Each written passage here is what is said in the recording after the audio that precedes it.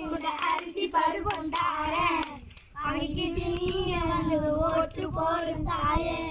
500 ரூபாய் வேணாம், இந்த அரிசி பருப்பு வேணாம். காசுக்கு நாங்க ஓட்டளிக்க மாட்டோம்.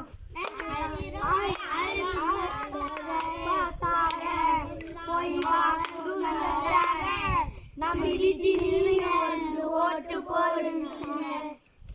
1000 ரூபாய் வேணாம், மனசுடவும் வேணாம்.